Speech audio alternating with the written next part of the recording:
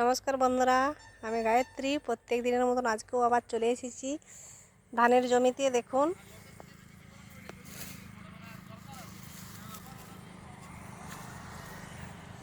যে জমিগুলোতে অল্প দিনের মধ্যে ধান পেকে যাবে সেই জমিগুলোতে দেখুন জল সব শুকনো হয়ে গেছে। আবার এখন যদি জল না হয়, বৃষ্টি না হয়, তাহলে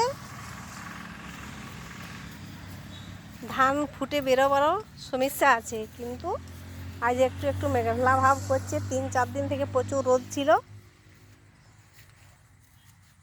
এখন অবশ্য একটুকু মেঘের আবহাওয়া বোঝা যাচ্ছে, তবে হবে কি হবে না বলা যাবে না। এখন দেখুন চারিদিকে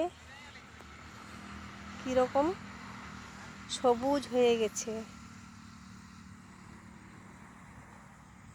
সামনে রোড, তাই গাড়ি যাতায়াত হচ্ছে।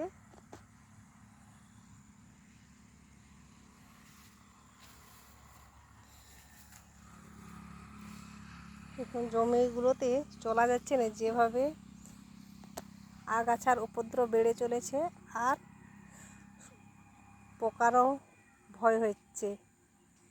কোনো কোনো জায়গায় বা কারো মুখ থেকে শোনাও যাচ্ছে যে কোনো কোনো জায়গাতে সাপও বেরোচ্ছে।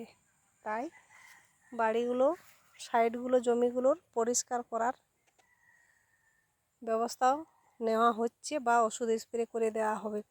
দেখুন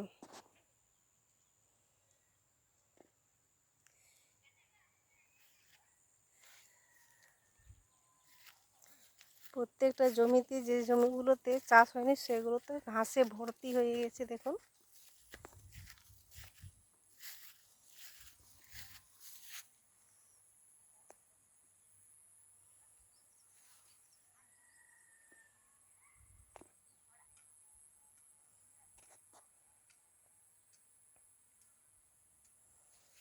দেখুন ধানগুলো ফুটে আসার মতন অবস্থা হয়ে গেছে।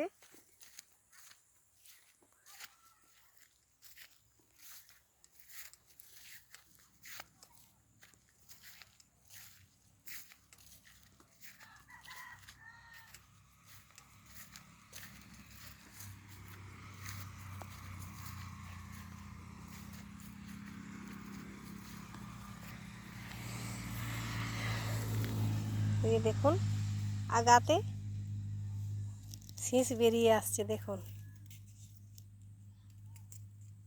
এটা বৃষ্টি হলে এই ভাদ্র মাসের মধ্যে ফুটে বেরিয়ে আসবে। আপনাদের যদি এইভাবে ধান হয়ে গেছে কমেন্টে জানাবেন কীরকম অল্প জলে অল্প দিনের মধ্যে ধান হয়।